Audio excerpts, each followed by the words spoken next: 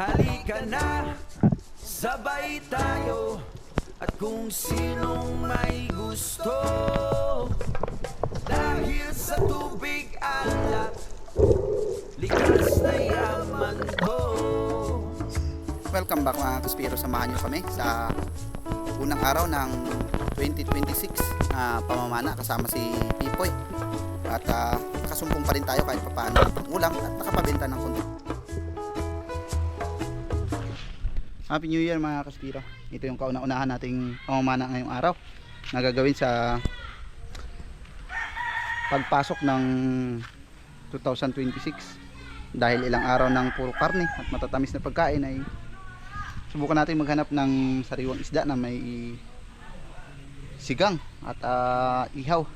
Sana makasumpong tayo ngayong araw. Kasama ko si Junil Gasita at samahan nyo kami sa kaganapan sa laot. Let's go.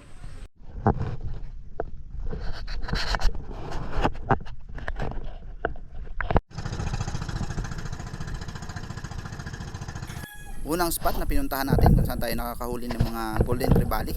Medyo malabo ang visibility pero pinagtiyagaan natin dahil na rin sa ilang araw na malalakas ang amihan.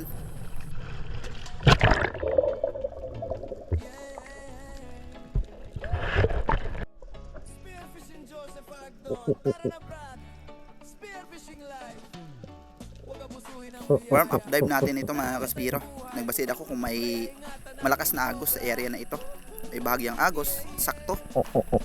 Kayang-kaya lang, kaya pinagtiyagaan ko baka sakaling umakyat yung mga pelagic.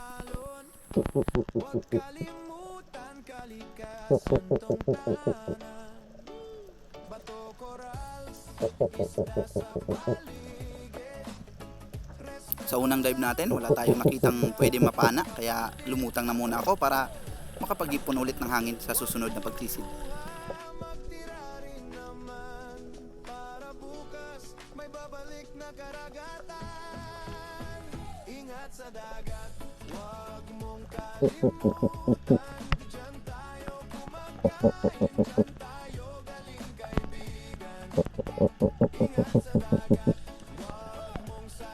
Malinaw din sa ilalim kapag sumagad tayo sa pinakababa ng bahura. Pero kung bababa pa tayo sa panganto, napakalabo na doon, kaya pinagtiyagaan ko lang dito sa abagahan.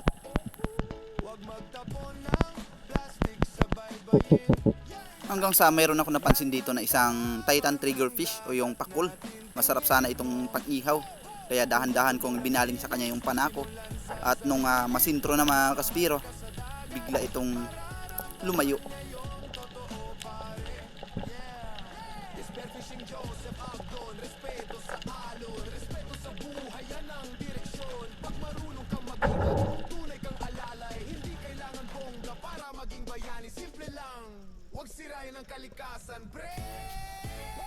At sa dive natin na ito mga Kaspiro, mayroon ako nakitang isang kalmado na golden trevally sa baba ng malaking bato na ito. Nagpapahinga at nagpapalinis dito sa mga isdang tinatawag na clean wrasse.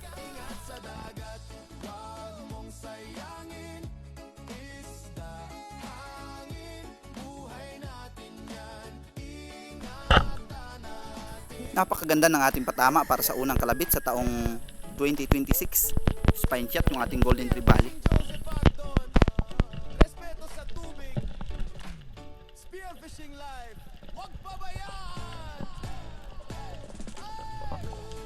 Pero habang hinihila ko ang isdang ito mga Kaspiro, meron akong napansin na kakaiba sa kanyang katawan.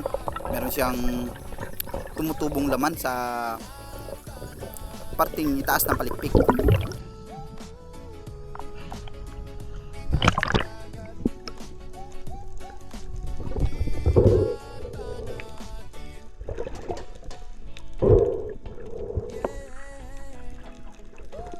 Bila ko tuloy naisip mga Kaspiro kung nagkakaroon ba ng perlas yung mga isda.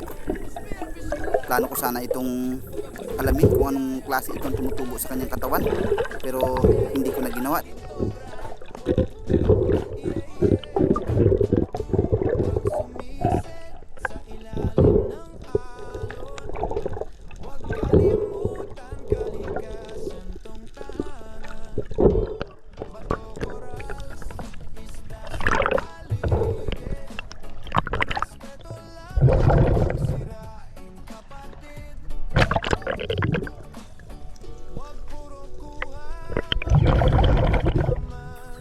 Patapos natin na isang pangisdang ito, hindi na ako nag-load pa ulit ng ating pana dahil mas minabuti kong humanap ng ibang spot.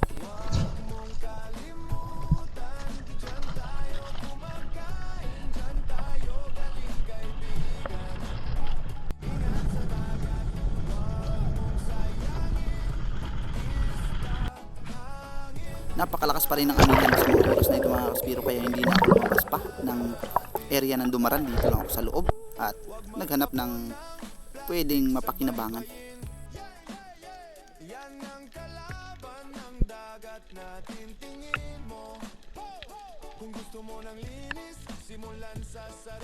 Dito sa panibagong spot, mayroon ako nakitang 2 pirasong Spanish flag snappers. Napakalalaki na sana nito. Plano ko sana ang panain na ito, pero hindi ako nabigyan ng magandang pagkakataon dahil sumirit agad ito.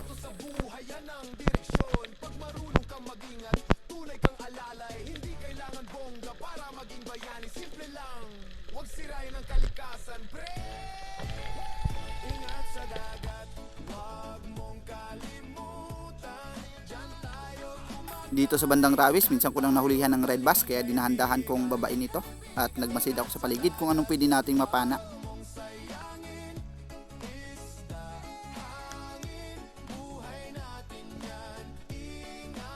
Hanggang sa meron ako nakitang 3 pirasong yellow spotted rabbit fish, habang may isa namang malaking black dots sweet lips na nakahinto sa malaking bato. Kaya pinagpipilian ko sa kanila kung saan ang ating papanain. Pero nasa pangit tayong anggulo, kaya lumutang na muna ako para hanapan ito ng magandang pwesto.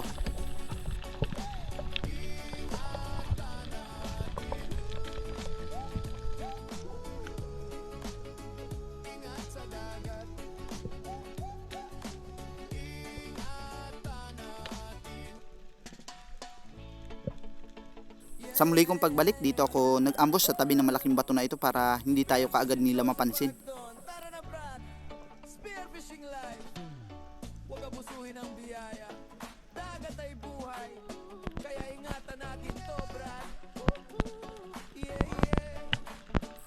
Nakita kong sumirit na yung black dot sweet lips mga kaspiro, at ang natitira dito yung yellow dots na lang na rabbit fish, kaya pinana ko na yung isa.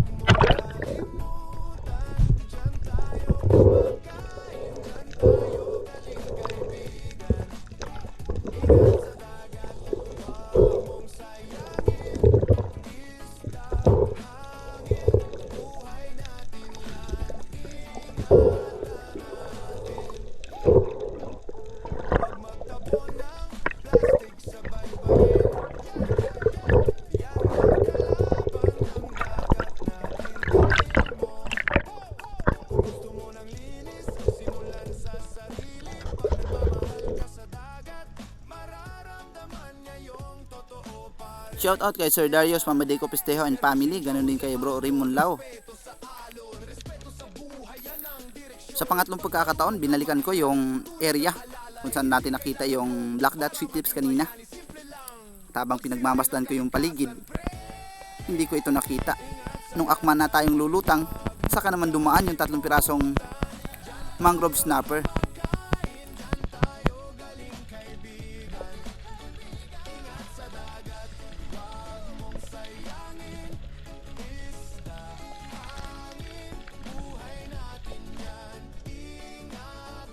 Sayang wala tayong nakalabitan, kaya umabante ako sa bandang unahan at naghunting muli tayo ng pwede nating mapana dito.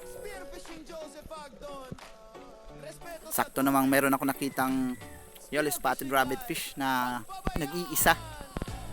Good size na rin to, kaya hindi ko na pinalampas.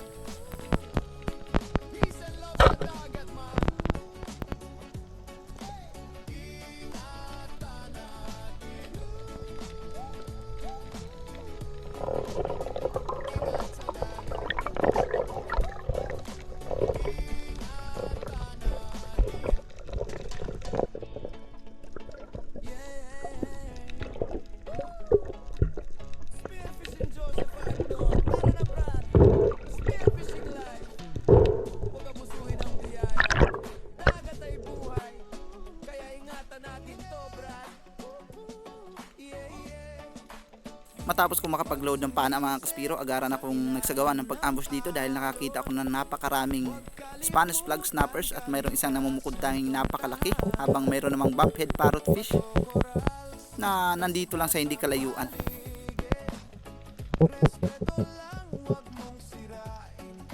Madalas na na-spook itong bumphead parrotfish, kaya nagiging dahilan na ma-spook din yung ating tinatarget na mga isda kagaya nito.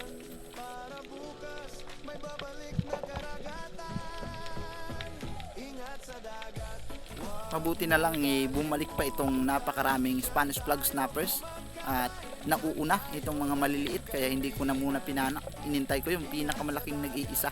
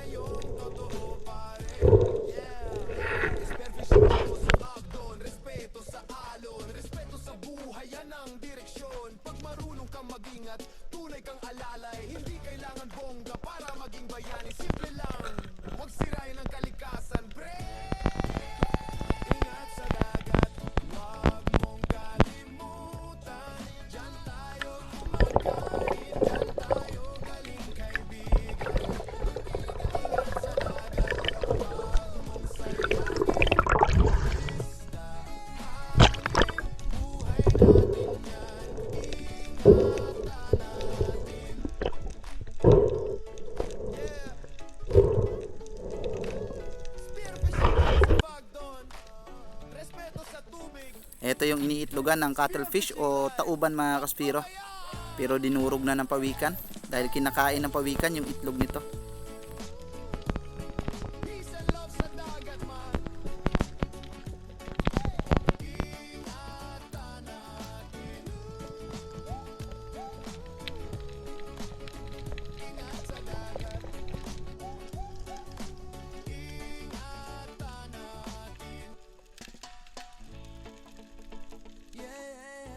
Hindi pa ako nakakapag-ambush mga kaspiro, meron ako nakita dito na isang Maurice seaperch at surgeon fish.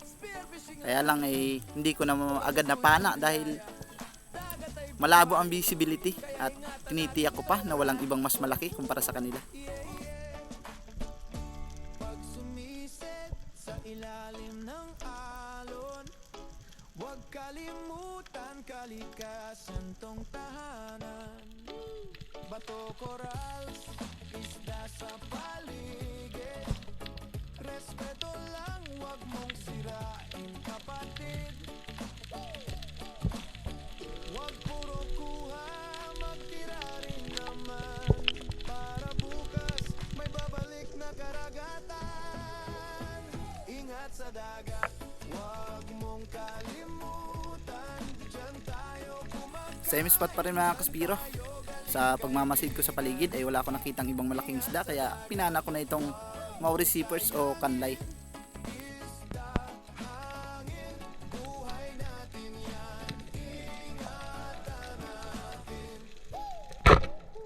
Huwag magtapon ng plastic sa baybayin. Yan ang kalaban ng dagat natin, tingin mo. Kung gusto mo ng linis, simulan sa sarili. Pag nagmamahal ka sa dagat, mararamdaman niya yung totoo, pare. Yeah, Spearfishing Joseph Agdon, respeto sa alon, respeto sa buhay, yan ang direksyon. Pag marunong kang mag-ingat, tunay kang mahalay. Hindi kailangan bongga para maging bayani, simple lang.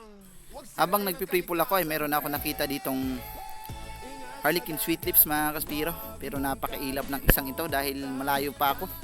Ay talaga namang hindi na ito nagbigay pa ng magandang distansya para mapana natin. Sayang, malaki na sana. At ito na rin yung ating naging last dive sa araw na ito. Pagkatapos nito, umuwi na kami.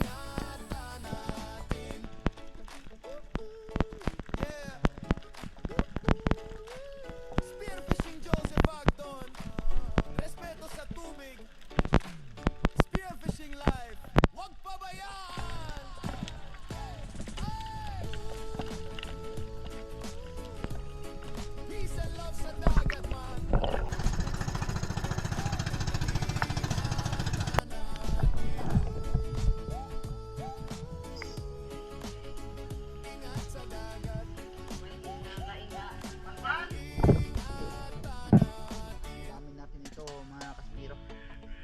may stock din sa kinabukasan at hindi na muna tayo bibili. Joseph Ardon, spearfishing life. Huwag abusuhin ang biya. Salamat pa rin sa patuloy na suporta at walang sawang panunood sa araw-araw nating ginagawang pamamana. Kay Rapi Spearfishing, shoutout po. Modisto Paul, Roberto Patalagsa, Bon Portales, at Tata Untoy, Puji Eduardo ng Quezon Province. Cristituto Kawaling, shoutout din. Kay Jason Alperes, ganon din kay Erwin Pilandiano, shoutout din. Ronald Dimbudo, Alex Bag, Rebel Dog, shoutout din kay Larimos Hilario Lacochero, Marcelo Bernaldez, Smiling Golden Retriever, ganon din kay Richard Abejo, shoutout din kay Marcelo Bernaldez, Angeline Heradora, at syempre kay Fernando Lacasandeli, shoutout din po. Danilo at Chods Prince Adalim, Francis Sukuano, at Johnny J. Kay Shay Native Channel, shoutout din. Rini Alisin ng Pasay City, Mauricio Pujas and family ng Camiguin Island, ganon din kay Hanford Di San Jose ng Kaluya Antique, Roger Cagadas, shoutout din kay Jupit Kahildo, Tony sa Arinas, Bin Royo, Erlin TV, maraming salamat din kay Joel Antonio, Ma'am Ginny Somo Okrankudo, kay Dama Master, ganon din kay Jenny Joy Alcantara, shoutout din kay Dario Ner, Kasalom TV, Idi Muradas, Juliet Nemer, Gabriel Larsilaw, shoutout din kay Jake Abener Spearfishing, Louis J. at Spiron family ng Silay City, Negros Occidental, ganon din kay October, shoutout din kay Stick One Spearfishing at Regine Pasco. Maraming salamat mga kaspiro. Kita-kita po tayo sa susunod nating adventure. Ingat po tayo palagi and God bless us.